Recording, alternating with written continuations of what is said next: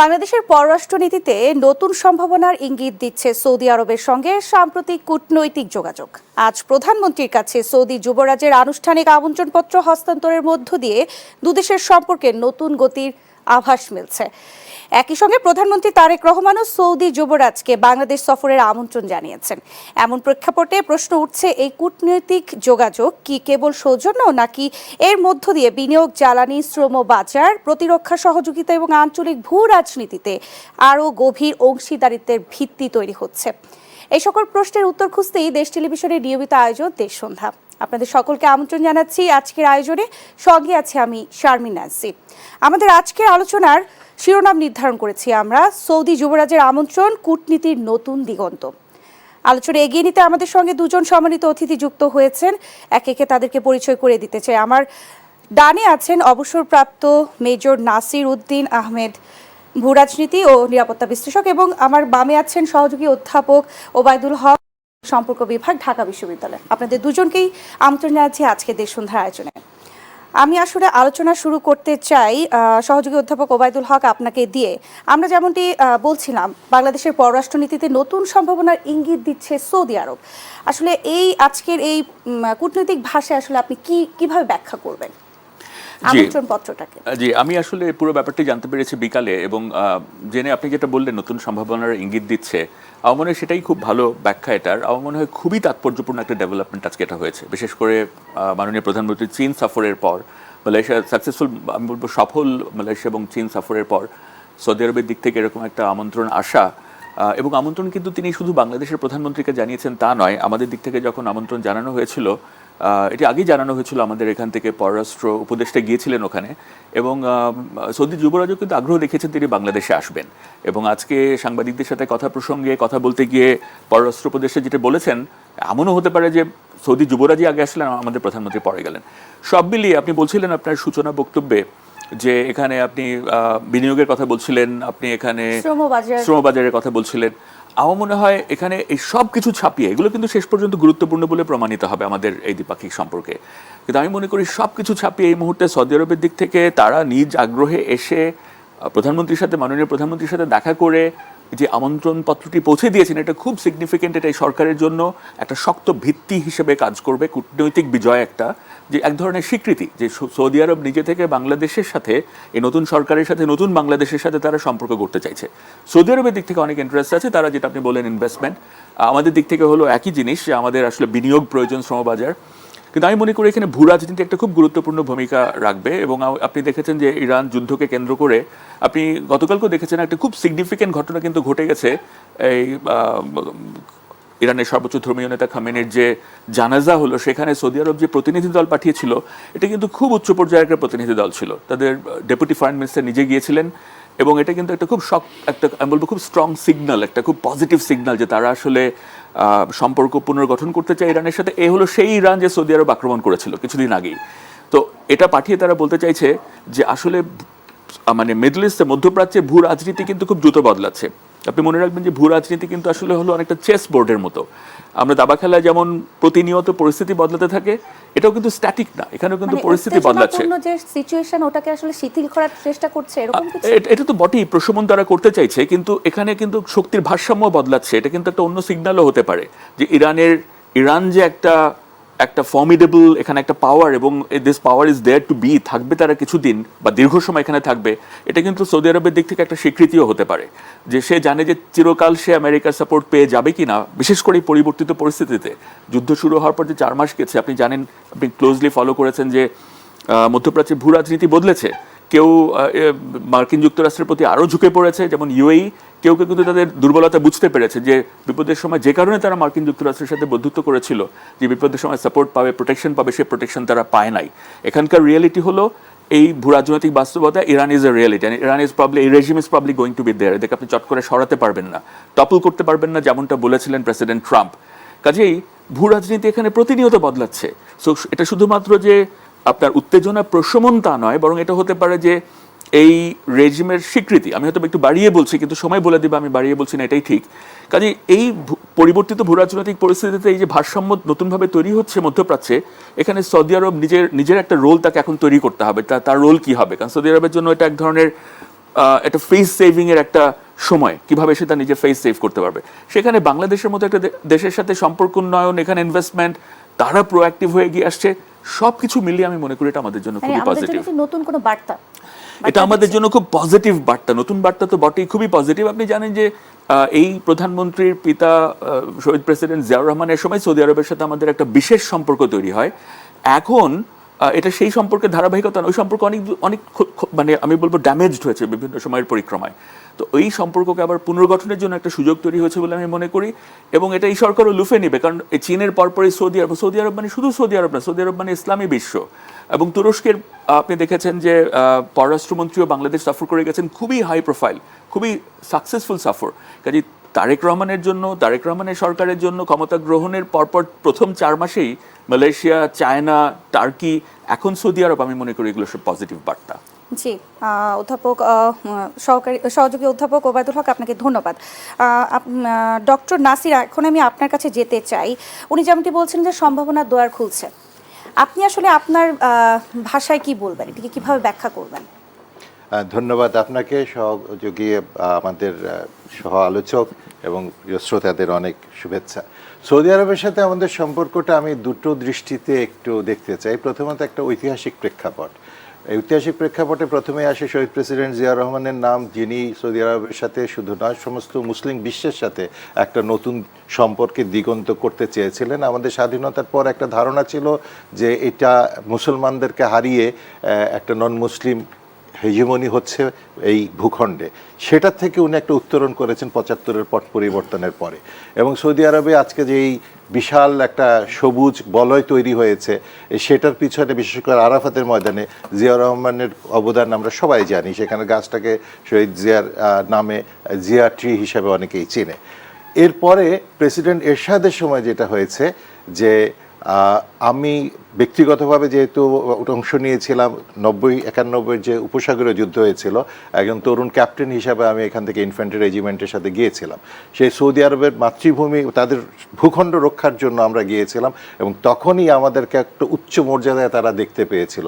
তারা জানতো, এতটুকুই জানতো যে বাংলাদেশ শুধু ক্লিনার আর এই সমস্ত কিছু হেল্পার টেল্পার জন্ম দেয় আর লেবার শ্রেণীর জন্ম দেয়, এখানে যে সেনাবাহিনী থাকতে পারে এবং তার একটা অফিসার থাকতে পারে, এই ধারণা আমরা প্রথম তাদেরকে ওখানে একটা কার্যত ভেঙে দিতে পেরেছিলাম। এবং আমি যেই সালে পাসিং আউট করেছি 1985 সালের ডিসেম্বরে, সেই পাসিং আউট প্যারেডে সৌদি প্রিন্স স্বয়ং হাজির ছিলেন একটা বিশাল ডেলিগেশন নিয়ে। বাংলাদেশ মিলিটারি একাডেমির এখন যে ইনফ্রাস্ট্রাকচার আছে, বিশেষ করে যেই অবকাঠামোতে আমরা বসবাস করেছিলাম, সেটা সৌদি অনুদানে তৈরি, এবং সৌদি অনেক ইনভেস্টমেন্ট এখানে আসার কথা ছিল। মিলিটারিলি তারা আমাদেরকে অনেক শক্তিশালী দেখতে চেয়েছিল, কারণ তাদের মিলিটারি কিন্তু অত শক্তিশালী না। তাদের প্রিন্স, প্যালেস গার্ড, তাদের টেরিটোরিয়াল যে ইন্টিগ্রিটি এবং অন্য বিভিন্ন কাজে তারা সেনাবাহিনীর প্রয়োজন, যেটা পাকিস্তানের সাথে তারা সম্প্রতি একটা চুক্তি করেছে, এবং তাদের প্রতিরক্ষা শুধু সেনাবাহিনী না, বিমান বাহিনীও নিয়ে গেছে পাকিস্তান থেকে। সার্বিক প্রেক্ষাপটে সৌদি আরব কিন্তু বিভিন্নভাবে তারা চায় যে মুসলমান সৈন্যরা সেখানে থাকুক। আপনি জানেন মক্কা এবং মদিনাতে ইচ্ছা করলেও কিন্তু নন মুসলিমরা সেখানে যেতে পারে না। সেখানকার প্রতিরক্ষার জন্য, সেখানকার প্রোটেকশনের জন্য মুসলমান সৈন্যই দরকার, মুসলমান পুলিশ বাহিনী দরকার, মুসলমান ক্লিনার দরকার। তো এই ডিপেন্ডেন্সিগুলোকে আমাদের কাজে লাগাতে পারিনি আমরা, এটা একেবারে ঐতিহাসিকভাবে সত্য। যে সত্যটাকে আমরা ধামাচাপা দেওয়ার চেষ্টা করেছি যোগাযোগের ক্ষেত্রে, আর হচ্ছে শ্রম মিলিটারি। আরেকটা গুরুত্বপূর্ণ বিষয় হলো এই যে রোহিঙ্গাদের কিন্তু প্রচ্ছন্নভাবে সৌদি আরব তাদের ওখানে নিয়ে গেছে। আপনি এখনো যদি মক্কা মদিনায় যান, অনেকে পাবেন যে একটা ঠিক চিরঙের ভাষায় কথা বলে না, বাংলা ভাষায়ও কথা বলে না, ইনবিটুইন ভাষায় কথা বলে, জিজ্ঞেস করলে বলে না যে তুমি কোন দেশের নাগরিক, বাট তারা বাংলাদেশের পাসপোর্ট নিয়ে গিয়েছে, যেভাবে হোক ম্যানেজ করেছে। সৌদি আরব সেটাকে ওভারলুক করে তাদেরকে লুফে নিয়েছে। এইভাবে কিন্তু তারা মুসলমানদেরকে প্রমোট করেছে, রোহিঙ্গাদেরকে প্রমোট করেছে, আমাদের এখানে সামরিক বাহিনীর একটা সক্ষমতা বৃদ্ধির জন্য কাজ করেছে। কিন্তু যেটা হয়েছে যে সব দেশেরই একটা প্রতিদ্বন্দ্বী শক্তি থাকে। আমি যেরকম চাচ্ছি যে আমার শ্রমবাজার উন্মুক্ত হোক, এতে তো অন্য দেশের একটা শ্রমবাজারের একটা ঘাটতি পড়ছে। সুতরাং তারা নানাভাবে এটাকে বাধাগ্রস্ত করার চেষ্টা করেছে, এবং আমাদের রাজনৈতিক যে দিক নির্দেশনা ছিল সেখান থেকেও আমরা অনেকখানি পিছিয়ে পড়েছিলাম। এখন নতুন প্রেক্ষাপটে যেটা হয়েছে যে দেখেন, এখানে আরও দুটো ঐতিহাসিক সত্য বা সাম্প্রতিক ডেভেলপমেন্টকে আমাদের ওভারলুক করলে হবে না। একটা হলো স্বয়ং আমেরিকা তার যে পলিসি ছিল, তাদের ইন্দো প্যাসিফিক যে কমান্ড ছিল, সেটা এই জুন মাসের 16 তারিখে তারা চেঞ্জ করে ইউএস প্যাসিফিক কমান্ড করেছে, ইন্দোটাকে বাদ দিয়েছে। মানে তাদের যে বার্মা অ্যাক্ট ছিল, তাদের যে ইন্ডিয়ান ওশানে তাদের একটা যে হেজিমনির একটা সাংঘাতিক রকমের ভারত ভিত্তিক একটা ধারণা ছিল, সেখান থেকে তারা অনেকেই বলছেন বিশ্লেষকরা এটা একটা ইঙ্গিত যে তারা ওখান থেকে বেরিয়ে আসতে যাচ্ছে, কারণ তারা বুঝতে পারছে এখন আর শুধু ভারতের চোখে বাংলাদেশকে দেখলে হবে না। এটি একটি ডেভেলপমেন্ট। আরেকটা হলো আমাদের মাননীয় প্রধানমন্ত্রী প্রথমে গেলেন একটা মুসলমান অধ্যুষিত দেশ মালয়েশিয়াতে, সেখান থেকে গেলেন চীনে, এবং তার পরপরই দেখেন সৌদি প্রিন্স আজকে দিয়েছে, সৌদি প্রিন্সকে অলিখিতভাবে তিনি সৌদি আরবের বাদশার মতোই ক্ষমতা রাখেন, বা তার চেয়ে কোনো কোনো ক্ষেত্রে বেশি ক্ষমতা রাখেন। এটা সবাই জানে এটা, এবং আমেরিকার থেকে শুরু করে সমস্ত পরাশক্তি তার অ্যাপয়েন্টমেন্টের জন্য অপেক্ষা করে, তার কলের জন্য অপেক্ষা করে, তাকে স্বাগত জানায়। সৌদি বাদশাহ এখন আছে মোটামুটি একটা রাষ্ট্রপতি আর প্রধানমন্ত্রীর মতো, উনি আছেন সিরিমোনিয়াল, কার্যত কিন্তু সৌদি প্রিন্সই এখন সব কিছু করছেন। তার যে ভিশন, তার যে অর্থনৈতিক 2030 সালের মধ্যে সৌদি আরবকে যেখানে নিয়ে যেতে চাচ্ছেন, তার জন্য তার বিপুল পরিমাণে শ্রমশক্তি দরকার, বিপুল স্কিল লেবার দরকার, ম্যান পাওয়ার দরকার, এবং একই সাথে প্রতিরক্ষার জন্য তারা এখন, যেটা আমার ভাই বলছিলেন, যে মধ্যপ্রাচ্য বুঝে গেছে শুধু আমেরিকার উপর ডিপেন্ডেন্সি করে এখন আর তাদের প্রোটেকশন এনশিওর করা যাবে না। যুদ্ধের টেকনোলজি চেঞ্জ হয়ে গেছে, এখন বড় বড় যুদ্ধ বিমান, জাহাজ আর ওই জঙ্গি বিমান দিয়ে হবে না, এখন ছোট ছোট ড্রোন নিয়ে মানুষ কাবু করে ফেলতে পারছে। সুতরাং এই যে ফিজিক্যাল প্রোটেকশনের জন্য এখন যে বিপুল একটা সামরিক শক্তি দরকার, সেটার জন্য সৌদি আরবকে এখন বিভিন্ন দিকে দৃষ্টি দিতে হচ্ছে। বাংলাদেশের উপরও তাদের দৃষ্টি পড়েছে। এটা আমাদের জন্য একটা সুবর্ণ সুযোগ এটাকে কাজে লাগানো, এবং এটার জন্য অত্যন্ত দক্ষতা, মেধা এবং যে কোনো উস্কানির মুখে চুপচাপ থাকা। আমাদের একটা বড় দুর্ভাগ্য কি, আমরা ঢোল পিটাই বেশি, আর ঢোল পিটালে হয় কি, আমাদের যারা প্রতিপক্ষ তারা বুঝে যায় যে কি হতে যাচ্ছে। আমাদের এখান থেকে একবার প্রচুর নার্স নেওয়ার একটা সম্ভাবনা ছিল সৌদি আরব সব মিডল ইস্টে। আমি জানি না কোন ইয়েতে যে আপনি ডক্টর ইউনূসের মুখে নিজে শুনেছেন যে কাজের বুয়া চলে গেছে এমবিবিএস সার্টিফিকেট নিয়ে। এটা একটা চক্রান্তের অংশ। কি করে একটা এই ডিজিটাল যুগে একটা নার্সের সার্টিফিকেট কি করে একটা কাজের বুয়া ম্যানেজ করতে পারে? তো এগুলো হলো চক্রান্ত। খালি ঢোল পিটালাম এতজন নার্স নিয়ে যাবে বাংলাদেশ থেকে, ওই কাজে ওখানে কিন্তু আমরা ড্যামেজটা করে ফেললাম। সুতরাং ঢোল পিটাতে হবে কম, কাজ কর্মক্ষেত্রে যেটা কাজের কাজ হবে সেখানে আমাদের স্টেপ ইন করতে হবে। জি, ডক্টর নাসির, আপনাকে ধন্যবাদ। আমি এখন সহযোগী অধ্যাপক ওবায়দুল কাদের কাছে যেতে চাই। যেমনটি উনি বলছিলেন যে কাজের কাজ করতে হবে, এইদিকে আসলে সরকার কোন দিকে আসলে লুক আফটার করলে জিনিসগুলো আসলে প্রতিহত করা যাবে? যেমনটি বলছিলেন যে নার্স যাওয়ার কথা ছিল কিন্তু গিয়েছে হচ্ছে কাজের বুয়া। জি, না আমি মনে করি যে আসলে ষড়যন্ত্রের কথা উনি বলছিলেন, ষড়যন্ত্র থাকবে এবং কম্পিটিশন থাকবে। যদি ষড়যন্ত্র না বলেন, কম্পিটিশন থাকবে। খুবই কম্পিটিটিভ একটা পৃথিবীতে আমরা বাস করি এখানে, as far as shramabazar is concerned. এবং আপনি যদি, আমি শ্রমবাজারে স্টিক করতে চাই না, কিন্তু যদি শ্রমবাজার নিয়ে কথাটা আসলো, এখানে আমাদের যেটা করতে হবে, এটা যারা এই বিষয় নিয়ে কাজ করেন অনেকবারই বলেছেন যে আমাদের আসলে এদেরকে কি করতে হবে, যে স্কিলস দিতে হবে। মানে বাজারে কি ধরনের মানুষের চাহিদা রয়েছে সেইটি মাথায় রেখে আমাদের এখানে আগে থেকে প্রস্তুতি নিতে হবে এবং তৈরি করতে হবে মানুষদেরকে, তারা গিয়ে যেন এই কাজগুলো করতে পারেন ওখানে। এই কাজগুলো যেন ফিলিপিনোরা নিয়ে না নেয়, ভারতীয়রা নিয়ে না নেয়, কারণ ওদের স্কিলস আছে। ইংরেজি বলতে পারে, ইংরেজি বলতে পারো বা আরবি বলতে পারো, একটা স্কিল। শুধু মুসলমান হলেই হবে না। কাজেই ওটা হলো শ্রমবাজারের দিকটা। কিন্তু শ্রমবাজার ছাড়াও আমরা যেটা করতে পারি, এটাকে যদি আমরা, উনি যেটা বলছিলেন যে আমরা ঢোলপিটাই বেশি, আসলেই তাই। মানে আমরা যদি এটার পরিপূর্ণ সুবিধাটুকু নিতে চাই, আমার মনে হয় তার জন্য আমাদের হোমওয়ার্ক করা দরকার। হোমওয়ার্ক হলো যে, এবং হোমওয়ার্ক আমি নিশ্চিত যে গভর্নমেন্টের হোমওয়ার্ক আছে এগুলো। যেমন আমাদের একটা বড় এই মুহূর্তে চ্যালেঞ্জ হলো, আমাদের বড় চ্যালেঞ্জ হলো অর্থনৈতিক চ্যালেঞ্জ। কাজে আমরা যেটার দিকে তাকিয়ে রয়েছি, এখন ধর আপনি এইড পাবেন না, এখন আপনার দরকার ইনভেস্টমেন্ট।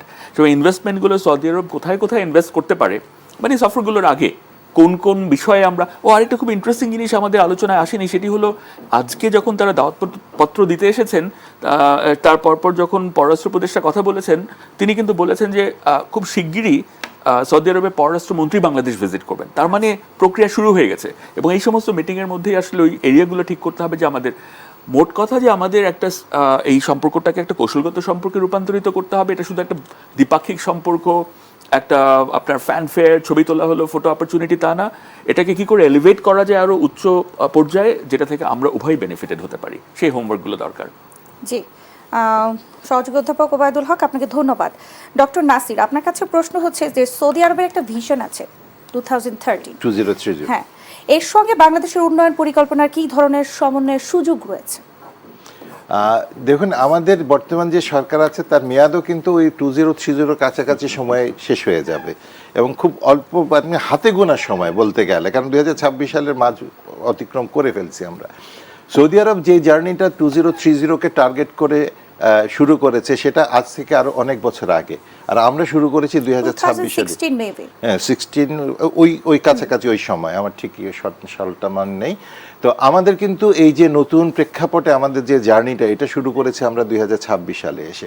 তো দ্রুততম সময় আমাদের যদি এগিয়ে যেতে হয় তাহলে আমাদেরকে যে পরিকল্পনাগুলো বাংলাদেশ নিয়েছে সেটাকে বাস্তব রূপ দেওয়ার জন্য খুব কঠোর পরিশ্রম দরকার। একটা উদাহরণ আমি দিই ভাই, যে কথাটা বললেন যে আসলে মুসলমান হলেই হবে না, ভাষাগত দক্ষতা। আমি নিজে যেহেতু মধ্যপ্রাচ্যে দীর্ঘদিন ছিলাম, আমি সৌদি আরবে ছিলাম, আমি কাজ করেছি, ওমানের বিভিন্ন স্কুলের অ্যাডমিনিস্ট্রেশনের দায়িত্ব ছিলাম, কাতারেও ছিলাম।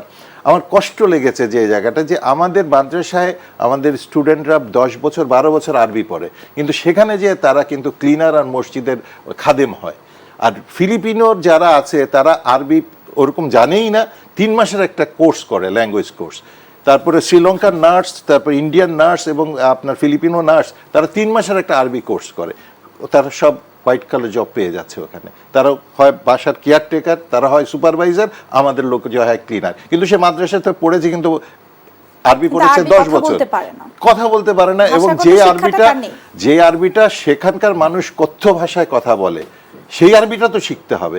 এটা কিন্তু আমাদের মাদ্রাসাগুলো খালি একটু প্ল্যানিং এর দরকার, যে তুমি বাবা আরবি পড়ো, সেই সাথে সৌদি আরব বা মিডল ইস্টে যে আরবিটা চলবে সেটা চলে। এই যে ইরানে এত ধ্বংসযোগ্য হয়ে গেল, এখন তাদের পুনর্গঠনের সময় তাদের কি দরকার হবে? প্রচুর ম্যান পাওয়ার দরকার হবে। ইরানে তো আমাদের লোক আগে কাজ করেছে, ইরাকে কাজ করেছে, এখন অনেক অভিজ্ঞ লোকজন আছে যারা ইরানের ফেরত, তারা ইরান থেকে এসছে, ইরাক থেকে এসছে, তারা মধ্যপ্রাচ্যের বিভিন্ন দেশ থেকে এসছে, তারা ভাষাও জানে। এখন তাদেরকে অর্গানাইজ করে রেডি করে রাখা, যে যেই মুহূর্তে ইরানে পুনর্বাসনের কাজটা শুরু হবে, তাদের কনস্ট্রাকশন কাজ শুরু হবে, তাদেরকে এখান থেকে পাঠাতে হবে। ইরানে একটা আরবির এবং ফার্সির একটা কম্বিনেশন ল্যাঙ্গুয়েজ আছে, তারা শুধু আরবি জানলে হবে না, আবার ফার্সি জানলে হবে না, এই দুটার একটা কম্বিনেশন আছে। সেই ভাষাটাকে আমরা পিক করতে যদি পারি, এবং সেটা যদি আমার যারা ওখানে সে কার্পেন্টার হিসেবে যাবে, রাজমিস্ত্রি হিসেবে যাবে, বা ইলেকট্রিশিয়ান হিসেবে যাবে, তা সে যদি শুধু ওই ভাষাটা শিখতে পারে, তার স্যালারি অনেক উপরে, সে হয়ে যাবে সুপারভাইজার। আর যদি সে ভাষাটুকু না জানে, তাকে কিন্তু ওই সেই লেবারের কাজই করতে হবে। এই জিনিসগুলো হলো আমাদের কাজ করার। এই 2030-তে আমরা অনেক কিছু অর্জন করে ফেলতে পারবো, শুধুমাত্র যদি আমরা এই আগামী কয়েকটা মাস, একটা ভাষা শেখার জন্য কিন্তু 6 মাস যথেষ্ট সময়। এবছরও যদি আমাদের ইয়ে করি, আমরা এই কাজ শুরু করে দিই। ইরান যতদিনে বাইরের থেকে লোক নিয়ে পুনর্গঠন কাজ, এখনও তো শান্তি চুক্তি ওখানে পুরোপুরি ইমপ্লিমেন্টেশন হয়নি, হলেই তাদের ওখানে কিন্তু এত ধ্বংসযোগ্য। আমরা কুয়েত পুনর্গঠনের সময় আমরা যুদ্ধ করেছিলাম, কুয়েত পুনর্গঠনের সময় আমাদেরকে মাইন অপসারণের দায়িত্ব দিয়েছিল, কিন্তু কনস্ট্রাকশনের কাজ করেছে ভারতীয় কন্ট্রাক্টররা, কিন্তু তারা কিন্তু যুদ্ধে যায়নি, তারা একটা সোলজারও পাঠায়নি। সোলজার পাঠিয়েছে, আমরা রক্ত দিয়েছি, আমরা ঘাম ঝরিয়েছি, আমরা মরুভূমির মধ্যে, তাঁবুর মধ্যে, আমার এখনো মনে আছে গোসল করার পানি পাইনি, রেশনিং করে আমরা পানি খেয়েছি। ওইভাবে যুদ্ধ করে সৌদি আরবের মাটির নিরাপত্তা নিশ্চিত করেছি। যখন কুয়েতের পুনর্গঠন কাজ হলো, তখন আমরা ভুলে গেলাম। একটি বিরতির সময় হয়েছে। দর্শক, দেশ সন্ধ্যা নিচ্ছে একটি ছোট্ট বিরতি। আবারও আমন্ত্রণ দেশ সন্ধ্যার আয়োজনে। আমি আলোচনায় ফিরে যেতে চাই সহযোগী অধ্যাপক ওবায়দুল হক আপনার কাছে। আসলে লোহিত সাগর উপসাগরীয় নিরাপত্তা ও আঞ্চলিক উত্তেজনার প্রেক্ষাপটে বাংলাদেশ কি ধরনের ভারসাম্য কূটনীতি আসলে অনুসরণ করবে, আপনার মতামত কি? জি, আপনি খুব ভালো প্রশ্ন করেছেন। আসলে এটার উত্তরটা লুকানো আছে যে আপনি যদি আজকের বর্তমান বিশ্ব ব্যবস্থাটা দেখেন, বর্তমান বলতে আমি একেবারে কারেন্ট যে ওয়ার্ল্ড অর্ডার, এটা কিন্তু খুব টালমাটাল একটা বিশ্ব ব্যবস্থা। এটা কিন্তু খুব কংক্রিট কোনো শেপ না এটার। এবং আমরা কোল্ড ওয়ার পিরিয়ডে দেখেছি দীর্ঘ সময় ধরে একটা বিশ্ব ব্যবস্থা দাঁড়িয়ে গেছিলো। পোস্ট কোল্ড ওয়ার পিরিয়ডে একটা there was a period of flux, কিন্তু তারপর শক্তপোক্ত একটা অবস্থান নিয়েছিল। কিন্তু এখন আমাদের জন্য বড় চ্যালেঞ্জ হলো এত দ্রুত বদলাচ্ছে, দ্রুত পরিবর্তনশীল। প্রথমে আসলো কোভিড, ওটা একটা প্যান্ডেমিক, সম্পূর্ণ ভিন্ন ধরনের জিনিস। তারপর আসলো ইউক্রেন যুদ্ধে আমরা ভেবেছিলাম শেষ, ওটা আমরা ভেবেছিলাম সামলে উঠবো। ওটা সামলে উঠতে না উঠতে সেই ইউক্রেন যুদ্ধ শেষ হয়নি, এসছে এখন নতুন যুদ্ধ আরেকটা। এবং এই যুদ্ধ এসে এবং বিশেষ করে ট্রাম্প যে দ্বিতীয়বার যে ক্ষমতায় আসলেন, এসে যে পররাষ্ট্রনীতি তিনি, এটাকে পররাষ্ট্রনীতিও বলা যায় কিনা জানি না, এটা খুব whimsically পুরোপুরি বদলে ফেলেছেন, পুরো ইকোসিস্টেমটাকে বদলে ফেলেছেন। পুরো যে কনভেনশন যেভাবে সাধারণত রাষ্ট্রগুলো অপারেট করতো, ওই এখন আর কোনো কনভেনশন নাই, কোনো নিয়ম কানুনের বালাই নাই। এখন যে কোনো কিছু ঘটতে পারে, কালকে সকালে যে কোনো কিছু ঘটতে পারে। এই আপনি দেখেন, এই যে ইরানের সর্বোচ্চ ধর্মীয় নেতাকে যেভাবে হত্যা করা হলো, এটি কিন্তু একটা হত্যাকাণ্ড, এবং আন্তর্জাতিক আইনে এটা কিন্তু আন্তর্জাতিক সম্পর্কে কখনো এরকম হয়নি যে টার্গেটেড কিলিং। এগুলো কিন্তু নতুন, এগুলো সব নতুন ইন্ট্রোডিউস হয়েছে ইন্টারন্যাশনাল রিলেশন, কখনো দেখি নাই। সো ফলে এগুলো কিন্তু আমাদের এক ধরনের, এগুলো আলামত, আমাদের এক ধরনের সিগন্যাল দেয় যে সামনের দিনগুলো কিরকম হতে পারে। তো এই অবস্থায় বাংলাদেশের ভারসাম্যপূর্ণ কূটনীতি কি হবে, এটা চট করে ধরেন স্টুডিওতে দাঁড়িয়ে আমার পক্ষে বলা সম্ভব না। কিন্তু আমি যেটা বলবো যে আমার কাছে মনে হয়, আমি মানে একটু সুইপিং কমেন্ট হতে পারে, কিন্তু যে আমাদের what we really lack in is strategic thinking. আমাদের আসলে বিগার পিকচারটা দেখতে হবে। ধরেন আমরা আজকে কথা বলছি সৌদি আরব নিয়ে, এবং সৌদি আরবের আমন্ত্রণ পত্র এসছে, আমরা কীভাবে রিয়্যাক্ট করবো, আমাদের কীভাবে প্রস্তুতি নিতে হবে, এগুলো। কিন্তু আপনি যদি বিগার পিকচারটা, শুধু রিজিনাল পিকচারও না, গ্লোবাল পিকচার, যেমন ভাই বলছিলেন যে এই যে ইন্দো প্যাসিফিক কমান্ডের নাম বদলে ইউএস প্যাসিফিক কমান্ড হচ্ছে, এগুলো কিন্তু খুব ইম্পর্টেন্ট পরিবর্তন হয়ে যাচ্ছে। আপনি একদিকে যুদ্ধের ডামাডোলের পেছনে অনেক বড় বড় পরিবর্তন ঘটছে, আমাদের এগুলোর মানে করতে পারতে হবে, মানে রিড করতে পারতে হবে। কাজেই এই যে ভারসাম্যপূর্ণ কূটনীতি বলছে, আমার 4 মাস দেখে, 4 mas is too short a time, আমার কাছে মনে হয় আমরা সোফার খুবই ভালো করেছি, এবং এর সায়েন্স এবং রেজাল্টস আমরা দেখতে পাচ্ছি। কিন্তু লং টার্মে কী হবে তা নির্ভর করবে আমরা কিভাবে ক্যালিব্রেট করি, আমরা কিভাবে ডিজাইন করি। যেমন একটা কথা আমরা খুব বলতাম প্রফেসর ইউনূসের পিরিয়ডের সময় বলতাম, বা পোস্ট হাসিনা পিরিয়ডে আমরা বলতাম যে স্ট্র্যাটেজিক অটোনমি, আমাদের স্ট্র্যাটেজিক অটোনমি দরকার, এটা অ্যাচিভ করতে হবে, আমাদের কৌশলগত সার্বভৌমত্ব, আমাদের সিদ্ধান্ত আমরা নিব। কিন্তু ধরেন আপনি স্ট্র্যাটেজিক অটোনমি পেয়েছেন, যতটুকুই পাওয়া যায়, এটা রিলেটিভ স্ট্র্যাটেজিক অটোনমি, আপনি সেটাকে কীভাবে ব্যবহার করবেন, আপনি কীভাবে সিদ্ধান্ত নেবেন, কিসের উপর ভিত্তি করে সিদ্ধান্ত নেবেন। আমি মনে করি, যদি আপনি আমাকে স্পেসিফিক হতে বলেন, আমি মনে করি আসলে গভর্নমেন্টের ছোট ছোট অনেক সেল তৈরি করা দরকার। শুধু পররাষ্ট্র মন্ত্রণালয় বা শুধু রাজনৈতিক পর্যায়ে সব সিদ্ধান্ত নেওয়া সম্ভব না। রাজনীতিবিদেরা রাজনৈতিক সিদ্ধান্ত নেবেন, এবং আলটিমেটলি ডিরেকশন ওখান থেকে আসতে হবে, সর্বোচ্চ পর্যায় থেকে আসতে হবে। ধরেন আমরা আসিয়ানের সাথে সম্পর্ক কী হবে, বা সৌদি আরবের সাথে কী হবে, তুরস্কের সাথে কী হবে, এগুলো রাজনৈতিক সিদ্ধান্ত। কিন্তু সিদ্ধান্ত নেওয়ার পেছনে, সিদ্ধান্ত গ্রহণ প্রক্রিয়ায় যে তথ্য দরকার, যে আমাদের বিশ্লেষণ দরকার, যে আমাদের যে প্রায়ের হোমওয়ার্ক দরকার, সেগুলো কারা করবেন। ধরেন ফরেন মিনিস্ট্রি এটিকে খবরের কাগজে লিখে হবে, টেলিভিশন টক শোতে শুধু হবে, এগুলো গভর্নমেন্টের আমি মনে করি ডেজিগনেটেড সেলস, থিঙ্ক ট্যাঙ্কস। এবং থিঙ্ক ট্যাঙ্ক বললে আমাদের মনে হয় বড় একটা প্রতিষ্ঠান, বীজের মতো, যেখানে অনেক লোক কাজ করবে, কোটি কোটি টাকা বাজেট, এরকম না হয় ছোটো ছোটো সেলসও হতে পারে। খুবই ডেজিগনেটেড স্পেসিফিক কোয়েশ্চেন্স নিয়ে তারা ডিল করবে, এবং সরকারকে তারা অ্যাডভাইস করবে। আলটিমেট সিদ্ধান্ত নেবে মিনিস্ট্রি আছে, সরকারের সিদ্ধান্ত গ্রহণ প্রক্রিয়া আছে। কাজে যে আপনি ব্যালেন্সিং অ্যাক্টের কথা বলছেন, এটা কিন্তু খুবই গুরুত্বপূর্ণ হবে আমাদের জন্য সামনে। কিন্তু সেই ব্যালেন্স আমরা কীভাবে করবে, সিদ্ধান্ত কে নিবে, এটার জন্য আমি মনে করি খুব প্রপার হোমওয়ার্কের জন্য আমি মনে করি যে খুব মানে একটা চিন্তা ভাবনার মাধ্যমে আপনার এই স্ট্রাকচারটা তৈরি করা দরকার। এটা হচ্ছে একটা সিস্টেম, একটা ইনস্টিটিউশন এরকম তৈরি করা, এটাকে ইনস্টিটিউশনালাইজ করা দরকার, যে সিদ্ধান্ত গ্রহণ প্রক্রিয়া এখানে কীভাবে হয়। তো এইটার জন্য আমার মনে হয় ছোটো ছোটো সেলস, থিঙ্ক ট্যাঙ্কস, বিভিন্ন ধরনের, এখানে শুধুমাত্র সরকারি লোক থাকবেন তা নয়, ল্যাটারাল এন্ট্রি সিভিল সোসাইটি থেকে হতে পারে, ইন্ডাস্ট্রি থেকে হতে পারে, একাডেমি থেকে হতে পারে, তারা এখানে এই সমস্ত জায়গায় তাদের মতামত প্রকাশ করবেন, এবং আলটিমেটলি ওখান থেকে পলিসি পেপারস তৈরি হবে, অনেক কিছু হতে পারে, পলিসি ব্রিফস হতে পারে, এবং আলটিমেটলি এর ভিত্তিতে সিদ্ধান্ত নেবেন হলো রাজনৈতিক সরকার। জি, সহযোগী অধ্যাপক ওবায়দুল হক, আপনাকে ধন্যবাদ। ডক্টর নাসির, আপনার কাছে আমি আসলে জানতে চাই, আসলে এই যে কিছুদিন আগে প্রধানমন্ত্রী চীন সফর করেছেন, মালয়েশিয়া সফর করেছেন, এখন আমরা কি বলতে পারি মধ্যপ্রাচ্যের দেশগুলোর কাছে বাংলাদেশ আরও গুরুত্বপূর্ণ বা কৌশলগতভাবে আসলে অংশীদার হয়ে উঠেছে? সেটা তো আসলে বলার সুযোগ অবশ্যই আছে। প্রথমত হলো যে ভাই যেই দিকে কথা বলছিলেন, যে দ্বিতীয় বিশ্বযুদ্ধের পরে তো একটা কোল্ড ওয়ার পিরিয়ড গেল, রাশিয়া এবং আমেরিকার মধ্যে যে দ্বৈরথ, একটা বাইপোলার পৃথিবী ছিল। তারপর রাশিয়া যখন ভাগ হয়ে গেল, ইউএসএসআর এর বিলুপ্তি হলো, শুধু রাশিয়া থাকলো, এবং তারা খুব অর্থনৈতিক একটা সমস্যার মধ্যে পড়লো, তখন একটা ইউনিপোলার ওয়ার্ল্ড হয়ে গেল, আমেরিকা একেবারে সর্বা হয়ে উঠলো। কিন্তু নীরবে চীন এগিয়ে গেল, এবং এই বর্তমান যুদ্ধের সময়ও দেখেন ইরানকে চীন সরাসরি সাহায্য করেছে, প্রমাণ করার সুযোগ রাখেনি। রাশিয়া সাহায্য করেছে, প্রমাণ করার সুযোগ রাখেনি। কিন্তু ইরান যে ধৃষ্টতা দেখাতে পেরেছে, চোখে চোখ রেখে কথা বলতে পেরেছে। এবং দেখেন তাদের এখানে আজ যেই রিসেন্ট ফিউনারেল যেটা হলো, পৃথিবীর কত দেশের কত হাই লেভেলের ডেলিগেশনকে তারা এক আমব্রেলার নিচে আসতে পারলো, এবং তারা যে কথাগুলো বলেছে এবং কোরআনের যে আয়াতগুলো সেখানে প্রতিনিয়ত বাজানো হয়েছে, শোনানো হয়েছে, তার প্রত্যেকটা সারমর্ম একটাই, যে তুমি ভালো কাজ করলে তার পুরস্কার পাবা, মন্দ কাজ করলে তার শাস্তি পাবা। এটা কোরআনের ভাষাটাকে তারা একেবারে অনেকবার অনেকভাবে, কোরআনে তো এই বাণীটা অনেকভাবে এসছে, সবার মাথার মধ্যে ওটা ঢুকিয়ে দিয়েছে। মুসলমানদের তো বটেই, যারা ওখানে নন মুসলিম ছিল তাদের মধ্যে এটা ঢুকানো হয়েছে। এইভাবে কিন্তু ইরান একটা টার্গেট তারা অ্যাচিভ করেছে। এই প্রেক্ষাপটে যেটা হয়েছে যে বাংলাদেশ এখন যখন প্রথম সফরটা মালয়েশিয়ার পরে চীনে গেল, এবং চীন একেবারে একটা অলনের সারপ্রাইজ একটা দিয়ে দিল, আমন্ত্রণ জানিয়ে দিল যে তারা করিডোর করবে, যে করিডোর আমেরিকাকে আমরা নিষেধ করেছে যে না আমরা করিডোর করতে দিব না। আমাদের সেনাবাহিনী প্রধান ক্লিয়ার বলে দিয়েছিলেন যে রোহিঙ্গাদের ওখানে আরাকানে ঢোকার জন্য যে আমেরিকা করিডোর চেয়েছিল, না এখানে কোনো করিডোর হবে না। সেই একই জায়গাতে এখন চীনের জন্য যদি আমরা করিডোর দিয়ে দিই, তাহলে তো এটা বুঝতেই হবে যে এখানে বাংলাদেশ এখনো বলেনি, ইয়েস নো কিছু বলেনি, কিন্তু প্রস্তাব তো এসছে। এবং ভাই যেটা বললেন যে ওই থিঙ্ক ট্যাঙ্কগুলো, তো আসলে এটা আমি যেহেতু সেনাবাহিনীতে ছিলাম এবং দীর্ঘদিন গোয়েন্দা সংস্থাতেও কাজ করেছি, এটা প্রচুর অর্থ থাকে একটা সরকারের হাতে এইগুলোকে জেনারেট করার জন্য। যে আমি তো এটা বলতে পারি না, সরকারের চেয়ারে বসে আমি তো এটা বলতে পারবো না, বাট আমি বলাবো, আমার মনের কথাগুলো তুমি বলবা, তুমি বিভিন্ন ফোরামে বলবা, টক শোতে বলবা, সেমিনারে বলবা, আন্তর্জাতিক পর্যায়ে লিখবা, বিভিন্ন জার্নাল বেরোচ্ছে, আর্টিকেল বেরোচ্ছে, আন্তর্জাতিকভাবে কত ধরনের কত প্রকাশনার ব্যবস্থা আছে। আর এখন তো সোশ্যাল মিডিয়াতে তো একেবারে সয়লাভ হয়ে গেছে সমস্ত পৃথিবী। সুতরাং বলতে চাইলে বলা যায়, ওই কিন্তু মাস্টার একটা প্ল্যান দরকার, যে আমি কি বলতে চাই।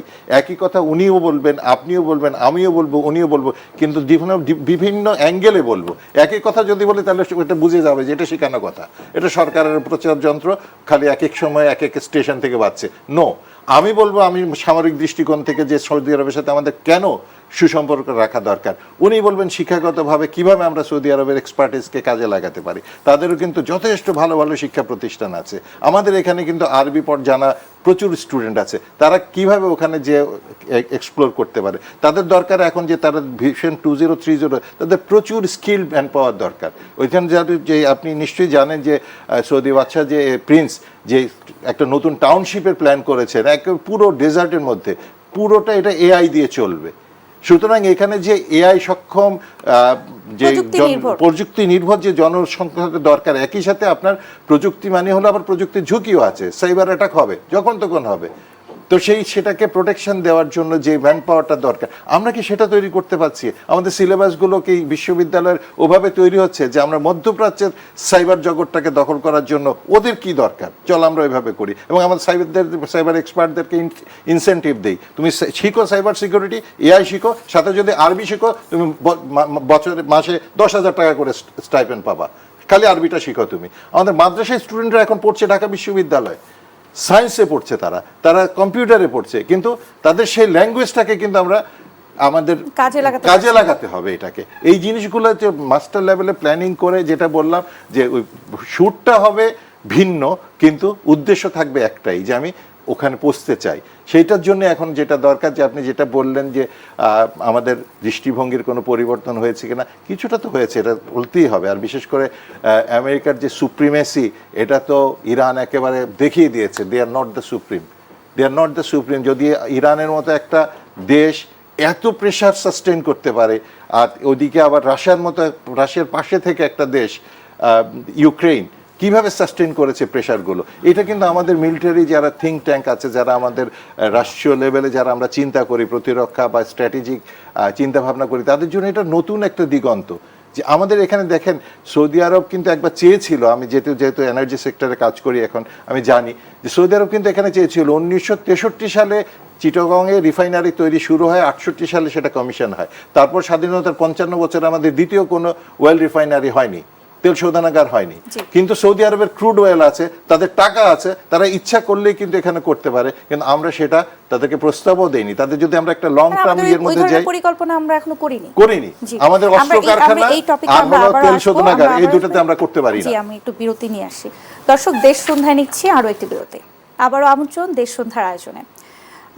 ডক্টর নাসির, আপনি বিরতিতে যাওয়ার আগে বলছিলেন বাংলাদেশে আসলে তেল শোধনাগার নিয়ে বলছিলেন, কেন আসলে কোনো ধরনের পরিকল্পনা এখন পর্যন্ত হয়নি? হ্যাঁ, সেটাই বলছিলাম যে দুঃখজনক হলো সত্য যেটা, যে বাংলাদেশে সে স্বাধীনতার পূর্বে যে তেল শোধনাগারটা ছিল সেটাই বাংলাদেশে একমাত্র তেল শোধনাগার হিসেবে আছে, এবং আমাদের মুক্তিযুদ্ধের সময় কিন্তু সেখানে বোমা বর্ষণ করা হয়েছিল।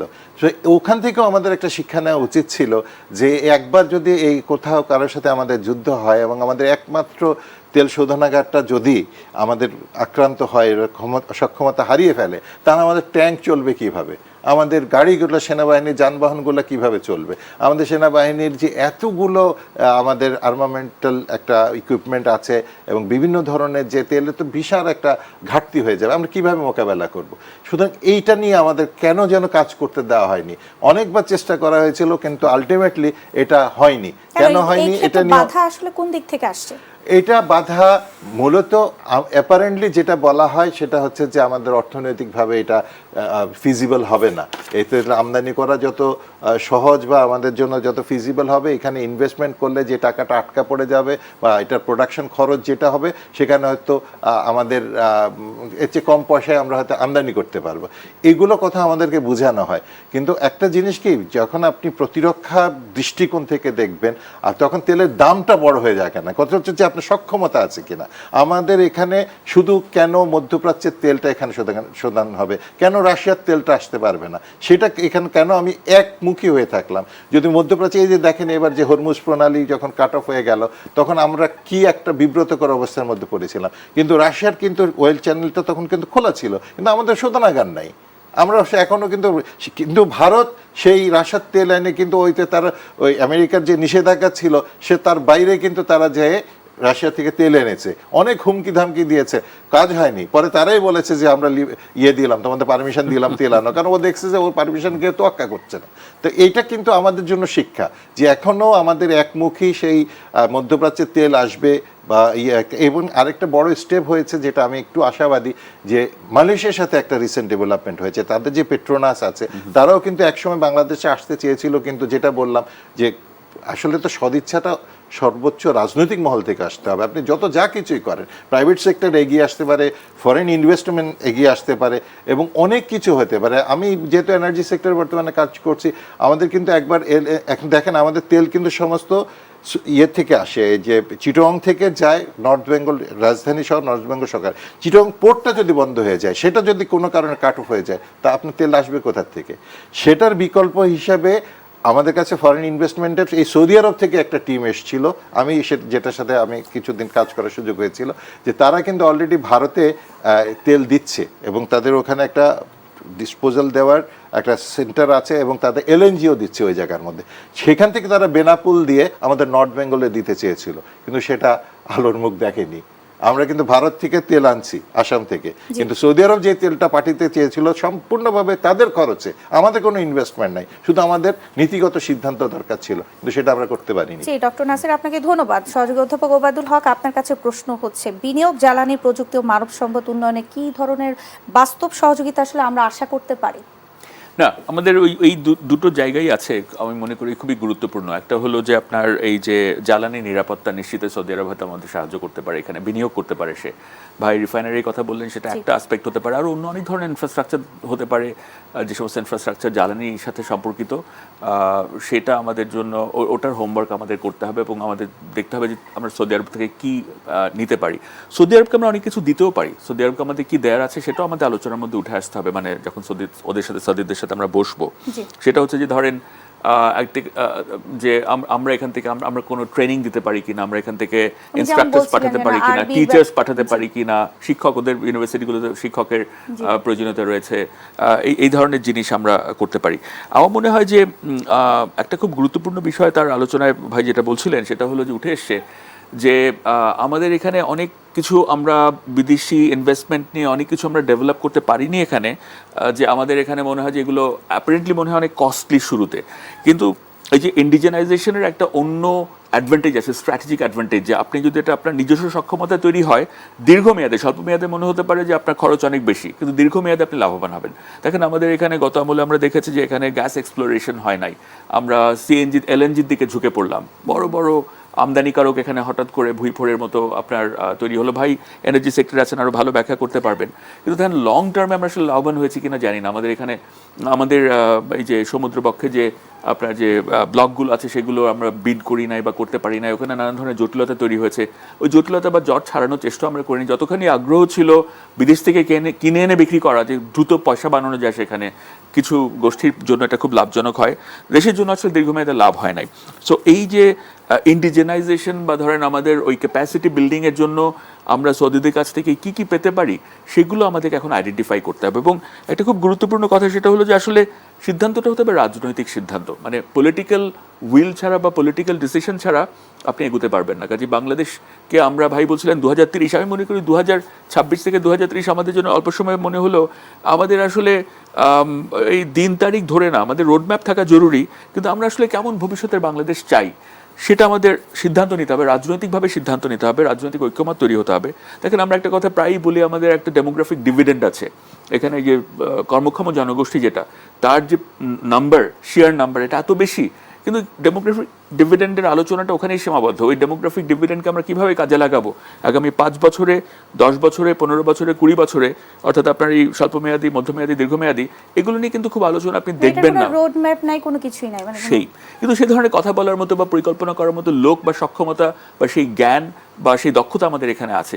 কিন্তু যদি পলিটিক্যাল ডিরেকশন না থাকে বা ধরেন ওই কোনো সিদ্ধান্ত না থাকে, তাহলে পরে এই কাজগুলো হয় না এখানে। কাজে আমি মনে করি আসলে একটা, আপনি ভাই একটা কথা খুব ক্যাজুয়ালি বলেছেন, কিন্তু এটা অনেক গভীর আমাদের যাওয়া। ভাই বলেছেন যে কোল্ড ওয়ার এর পলিটিক্স বলতে উনি বললেন, আর কিন্তু এর মধ্যে চীন এগিয়ে গেল।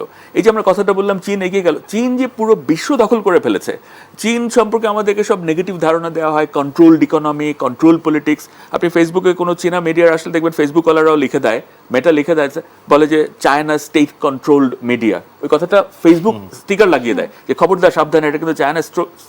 কিন্তু ওই এত কন্ট্রোলের মধ্যে যে চীন এত এগিয়ে গেছে, কিভাবে এগিয়ে গেছে সেটা নিয়ে আমরা কথা বলি না। চীন যেটা করেছে, এই যে আমি ভাবছিলাম সেদিন যে চীনে যতগুলো পিএইচডি হয়, যত বড় বড় রিসার্চে ওয়েস্টার্ন ইউনিভার্সিটিতে পড়ে আসেন, তারা কিন্তু সবাই রাষ্ট্রের জন্য বাধ্যতামূলক মানে এমন না যে তাদেরকে জোর করে করানো হয়, কিন্তু রাষ্ট্রের জন্য কাজ করেন তারা। তো আমাদের এখানে অনেক এক্সপার্টস তৈরি হচ্ছে, আমাদের ছেলেমেয়েরা বিদেশে চলে যাচ্ছে হাই স্কুল পাস করে, কলেজ পাস করে, লেভেলস পাস করে। এরা আমাদের মানে সেরা ব্রেইনগুলোর মধ্যে অন্যতম। এদেরকে আমরা কী করে ফিরিয়ে আনতে পারি, কী করে আমরা ব্রেইন গেইন করতে পারি, কী করে আমরা রিটার্নিং মাইগ্রেন্টস যেটা বলে, কী ধরনের ইনসেন্টিভস দিতে পারি, এগুলোর জন্য পরিকল্পনা করা দরকার। কিন্তু চীন এগিয়ে গেল কথাটা শুনতে যতটা, এত কন্ট্রোলের মধ্যেও চীন, কিন্তু ওরা ইংরেজি বলে না, ওদের সাথে কথা কমিউনিকেট করতে গেলে তাদের সাথে নিয়ে আসতে হয়, একজন ইন্টারপ্রেটার মাঝখানে বসিয়ে রাখতে হয়। তাও আমরা স্বচ্ছন্দ বোধ করি না, স্বচ্ছন্দে আপনি বাক্যালাপ করতে পারবেন না তাদের সাথে। সেই দেশটা, সেই জাতিটা দেখেন তারা সারা পৃথিবী দখল করে ফেলেছে শুধুমাত্র তাদের উন্নয়ন দিয়ে। সেই ডিজাইনটা কী ছিল বা সেই আপনার স্ট্র্যাটেজিটা বা কৌশলটা কী ছিল সেটা আমাদেরকে দেখতে হবে। কাজে এখানে আসলে আমি মনে করি রাজনৈতিক সদিচ্ছা এবং রাজনৈতিক লক্ষ্য, এটা রাজনৈতিক মানে পলিটিক্যাল টপ টিয়ার থেকে এই সিদ্ধান্তটা নিতে হবে এবং ঠিক করতে হবে। জি, ধন্যবাদ আপনাকে সহযোগী অধ্যাপক ওবায়দুল হক। ডক্টর নাসির, আপনার কাছে প্রশ্ন হচ্ছে আসলে এই মুহূর্তে প্রতিরক্ষা সহযোগিতার ক্ষেত্রে কি ধরনের নতুন সম্ভাবনা আসলে তৈরি হতে পারে যদি প্রধানমন্ত্রী তারেক রহমান সৌদি আরবে যান? প্রথমত হলো যে সৌদি আরব তার নিজস্ব প্রতিরক্ষার জন্য পাকিস্তান নির্ভর হয়েছে, এটা একেবারে এস্টাবলিশড ফ্যাক্ট। এবং তারা আমেরিকা তাদেরকে যেই ধরনের প্রযুক্তি দিয়ে রক্ষা করবে বলেছিল সেটা কার্যকর হয়নি। এই প্রেক্ষাপটে তাদের যে আকাশ প্রতিরক্ষার জন্য তাদের কিন্তু এখন নতুন করে চিন্তা করতে হচ্ছে। আমাদের এখানে কিন্তু আকাশ প্রতিরক্ষার জন্য বিভিন্ন বাহিনী আছে, বিশেষায়িত বাহিনী আছে যারা গোলন্দাজ বাহিনীতে শুধু আকাশ প্রতিরক্ষা নিয়ে কাজ করে। সুতরাং তাদেরকে আমরা যদি ওইভাবে গড়ে তুলতে পারি যারা চ্যালেঞ্জ মোকাবেলা করতে পারবে, তাদের একটা সুন্দর একটা ডেপ্লয়মেন্টের সুযোগ তৈরি হয়ে যাবে। দ্বিতীয়ত হলো যে পাকিস্তান তার বিমান বাহিনীকে তাদেরকে ওখানে পাঠিয়েছে, তাদের বিমান বাহিনী পাঠিয়েছে, এবং আমাদের এখানেও কিন্তু বিমান বাহিনীর সক্ষমতা এবং তাদের যে স্কিল এটা আন্তর্জাতিক মানের। আমাদের বিশেষ কিছু কিছু বৈমানিক আছেন তারা কিন্তু জাতিসংঘ মিশনে, এবং আমি তো সম্প্রতি মারা গেছেন একজন, উনি তো মিশরীয় যুদ্ধেও অংশগ্রহণ করেছিলেন, স্বাধীনতা যুদ্ধে অংশগ্রহণ করেছিলেন, 65 সালে যুদ্ধে অংশগ্রহণ করেছিলেন। সুতরাং সাহসী বিমান সেনা এবং সাহসী বৈমানিকের আমাদের কিন্তু কমতি নেই। আরেকটা অ্যাডভান্টেজ হলো যেটা আমরা নদীমাতৃক দেশ, আমাদের এখানে লোকজন সাঁতার জানে। নৌবাহিনীতে যারা যায় একেবারে লাইন শেষ হয় না, কারণ পূর্ব শর্ত হলো সাঁতার জানতে হবে। আপনি সৌদি আরবে যান, যে বলেন যে নৌবাহিনীতে নিব, সাঁতার জানতে হবে, আপনি লোক খুঁজে পাবেন না। সুতরাং এই যে অ্যাডভান্টেজগুলো আমাদের যে নেওয়ার একটা যে সুযোগ, সেগুলোকে আমাদের কাজে লাগাতে হবে। তারপরে আরেকটা জিনিস, যেটা সৌদি আরবে কিন্তু নিজে অস্ত্র তৈরি করে না, অ্যামুনিশন তৈরি করে না।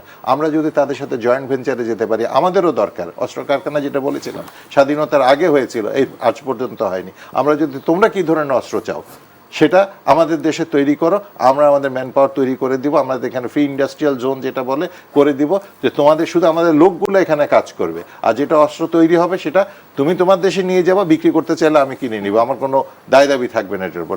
তারাই তখন কিন্তু এলএনজি নিয়ে আসবে, আমার এলএনজির পিছনে ছুটতে হবে না, সৌদি আরব তার তেল নিয়ে চলে আসবে, কারণ তার ইন্ডাস্ট্রিকে এখানে বাঁচাতে হবে।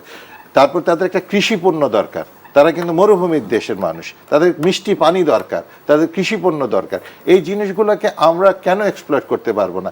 আপনি কিন্তু বাংলাদেশে কোনো যে ফুড ইন্ডাস্ট্রিতে যারা কাজ করে, তারা কিন্তু এথনিক মার্কেটটাকে ওখানে পুঁজি করে, যেখানে বাঙালি অধ্যুষিত শ্রমিকরা আছে সেখানে কিন্তু তারা বিক্রি বেশি করে। কিন্তু বাংলাদেশের আম এত ভালো, লিচু এত ভালো, সেটা আসে কিন্তু ফিলিপিন্স থেকে, সেটা আসে ভারত থেকে, সেটা আসে পাকিস্তান থেকে। কেন আমি সৌদি আরবের ডিপার্টমেন্টাল স্টোরগুলোতে বাংলাদেশ অরিজিন আম পাবো না? কেন সেখানে যে আমাদের শ্রমিকরা, আমি মিডল ইস্টে কাজ করেছি, আমরা যে খুব কষ্ট লাগতো, এই যে আমের সিজনে দেশে আমের স্বাদ পাই না, সেটা ওই বাঙালি মার্কেটে যেতে হবে, যদি এটা তাও আবার উচ্চ মূল্যে কিনতে হবে। কিন্তু আমাদের এখানে আম নষ্ট হচ্ছে, আমাদের এখানে সংরক্ষণাগার ওইভাবে নাই, আমাদের ওখানে কীটনাশক দিয়ে ওখানকার টেস্টে পাস করে না। খুব দুঃখজনক। আমাদের সবজি ওখানে গেলে ওদের কেমিক্যাল ল্যাবে যখন পাঠায়, রিজেক্ট করে দেয় যে এটার মধ্যে গত 7 দিনের মধ্যে কীটনাশক দেওয়া হয়েছে। এই আমের মধ্যে যেটা ফরমালিন বা এই ধরনের যেগুলো আছে কীটনাশক আছে, সেগুলো দেওয়া হয়েছে। এই জিনিসগুলো আমাদেরকে আসলে শুধু প্রতিরক্ষা না, বললাম যে সৌদি আরব থেকে নেওয়ার মতো, এবং পুরো সৌদি আরব কেন, আমি পুরো মধ্যপ্রাচ্যটাকে যদি ধরি, এই যে ইরানে এখন দেখেন, এর পরপরই তাদের তো এখন অনেক কিছু দরকার হবে, অনেক ইন্ডাস্ট্রি তাদের নষ্ট হয়ে গেছে, তাদের এখন সিগারেট দরকার হবে, তাদের এখন কি বলে যে খাবার দরকার হবে, ফল দরকার হবে, তাদের এখন অনেক কিছু দরকার হবে। আমরা তো প্রস্তুতি নিচ্ছি না। আমাদের কৃষি মন্ত্রণালয় কয়টা ডেলিগেশন পাঠিয়েছে যে ঠিক একটু দেখে আসো তো, দেখে এবার কী করলে আমরা আরও কিছু পাঠাতে পারি। আমি ভাই শিক্ষার কথাটা বললেন, আমি প্রতিরক্ষার কথাটা বললাম, এই ধরনের প্রত্যেক মিনিস্ট্রিরই কিন্তু কিছু কিছু করা আছে। আর যদি বলেন ম্যান পাওয়ারটা যে এইভাবে আমরা নষ্ট করেছি, আমাদের মানুষের আস্থা নষ্ট করেছি, ব্যবসায়ীদের লোভ বাড়িয়ে দিয়েছি, মানে এটা মানে আদম ব্যাপারে এই কথাটা কত লজ্জাজনক। মানুষ কি এটা কি দাস প্রথা? এই কথাটা কেন উৎপত্তি হলো যে আদম ব্যাপারী, আদম বিক্রি করে? ব্যাপারী মানে কি? যে বিক্রি করে। পান ব্যাপারী, হ্যাঁ, তারপর মাছ ব্যাপারী, মাছ বিক্রি করে। আদম কি বিক্রি করা যায়? কিন্তু আমাদের দেশে কিন্তু এইটাই একটা পপুলারিটি গেইন করেছে because of the attitude of the আমাদের সো কল্ড বিজনেস কমিউনিটি। যাই হোক, আমাদের একটা জিনিস ভালো যে জেনারেল মাসুদের মতো একজন ডাক সাইটে জেনারেল, তাকেও এখন অ্যারেস্ট করা হয়েছে মালয়েশিয়ার সেই শ্রমবাজারের কেলেঙ্কারির জন্য। মালয়েশিয়ার যিনি এখন প্রধানমন্ত্রী আছেন, তিনি নিজে বলেছেন যে আগে যারা, আমি শ্রমিকের নিরাপত্তা, তার পরিবারের নিরাপত্তাকে আগে গুরুত্ব দিব, তারপর হলো শ্রমিক আসবে কি আসবে না সেটা দেখব। এইটা যদি বাংলাদেশ বেদবাক্য হিসেবে ধরে নিতে পারে যে আমার শ্রমিকের নিরাপত্তা সবার আগে। আমি যেহেতু মধ্যপ্রাচ্যে ছিলাম, আপনি এবং ওখানে পিএইচডি করেছি শ্রমিকদের সমস্যা নিয়েই, সেখানে আপনার যে সেফ হোমগুলো আছে, যেখানে নির্যাতিত নারী শ্রমিকরা আশ্রয় নেয়, এবং তাদের যে করুণ কাহিনীগুলো আপনি যদি শুনেন, আপনি এটা অবিশ্বাস্য। কিন্তু আমরা তাদেরকে তো সেভাবে তৈরি করে দিতে পারছি না। আমরা সেখানে আন্তর্জাতিক আইন আছে, জেনেভা কনভেনশন আছে, অনেক কিছুই আছে, তারপর শ্রম আইন আছে, কিন্তু সব কিছুর ভিতর দিয়ে আমরা যেটা হয় যে লোভে পড়ে আমরা নিজেরাও শিখতে চাই না, যে কোনো মূল্যে বিদেশে যেতে চাই, সমুদ্র পাড়ি দিয়ে হোক, নৌকায় করে হোক, তারপরে ওই ওয়াগনের ভিতরে ওয়েল্ডিং করে লোক পাঠিয়ে দিচ্ছে, ইঞ্জেকশন দিয়ে ফ্রিজিং ভ্যানে পাঠিয়ে দিচ্ছে, যেভাবে হোক আমাকে যেতে হবে বিদেশে। এইটা হলো একটা বিষয় যে আমাদের লোক বেশি। মন মানসিকতা কেন তৈরি হচ্ছে? এইটা তো আরেক গবেষণার বিষয়, এবং যেহেতু আমি গবেষণা করেছি বলতে অনেক সময় লাগবে। একটাই হলো যে এটা একটা নেশার মতো, যে আমি বিদেশে যাব। ওই বিদেশ থেকে একজন মানে ফেরত আসলো, ওই পাড়ায় বসে খুব দামি সিগারেট খাচ্ছে, লোকজনকে সিগারেট অফার করছে, একটু বিদেশি সাবান শ্যাম্পু দিচ্ছে, বাড়ির সামনে একটা বড় গেট করেছে, তারা মনে করে বিদেশ গেলেই বোধহয় এটা পাওয়া যায়। কিন্তু বিদেশে যে শ্রমিকটা মানে করুণ জীবনযাপন করছে, তার চিত্রটা কিন্তু তার কাছে পরিষ্কার না, আর বললেও সে বিশ্বাস করে না, সে বলে ও হিংসা করে। এক ভাইও যদি আরেক ভাইকে বলে ভাই আসিস না এখানে, এখানে এত কষ্ট তুই সহ্য করতে পারবি না, বলে ভাই আমার ভালো চায় না, ও নিয়ে একা একা বড়লোক হইতে চায়। ভাইকে ভাই বিশ্বাস করে না, ওই যখন নেশা ওঠে তখন সে যে কোনো মূল্যে চলে যেতে চায়, তখন তার সমুদ্র, ঝড়, নৌকা, ফ্রিজিং ভ্যান কোনো কিছু তাকে আটকে রাখতে পারে না, কোনো গল্পই তার কাছে বিশ্বাস মনে হয় না। নাহলে লিবিয়ার মতো দেশে আপনি বলেন কি এমন অ্যাট্রাকশন আছে যে সেখানে ট্যুরিজমে যাচ্ছে, আর আমাদেরও ব্যবস্থা কত খারাপ। এয়ারপোর্টে একটা তরুণী যাচ্ছে মিডল ইস্টে ট্যুরিস্ট ভিসায়, জি একবার কেউ জিজ্ঞেস করছে যে ভাই তোমার সোর্স অফ ইনকাম কি, তোমার কি টিন আছে? ট্যুরিস্ট ভিসায় কে যেতে পারে মিডল ইস্টে? যে মেয়েটা এক ভালো করে বাংলাই বলতে পারে না, তার দেখে বোঝা যাচ্ছে তার বয়স 16 থেকে 17-18 হতে পারে, তার বয়স লেখা আছে 24। জি কেউ কি জিজ্ঞেস করছে তাকে যে তুমি কি করে 24 বছরের হও, তুমি কি তোমার আমরা ট্যাক্সের জন্য ঘুরে বেড়াচ্ছে? ভাই আপনি শুধু ইনকাম ট্যাক্স একজন লোক বসান এয়ারপোর্টে, যে কারা কারা ট্যুরিস্ট ভিসায় আর ওই চিকিৎসা ভিসার জন্য বিদেশে যাচ্ছে, তার টিন নাম্বারটা কত, টিন নাম্বার না থাকলে বিদেশে যেতে পারবেন না, বসাই দেন আপনি, দেখেন চিত্র চেঞ্জ হয়ে যাবে। জি ডক্টর নাসির, আপনাকে অসংখ্য ধন্যবাদ। সেই সঙ্গে সহযোগী অধ্যাপক ওবায়দুল হক, আপনাকেও ধন্যবাদ জানাচ্ছি। আমরা আসলে অনুষ্ঠানের আজকের শেষ পর্যায়ে চলে এসেছি। দর্শক, এই ছিল আজকের দেশ সন্ধ্যার আয়োজনে। ধন্যবাদ জানাচ্ছি সবাইকে।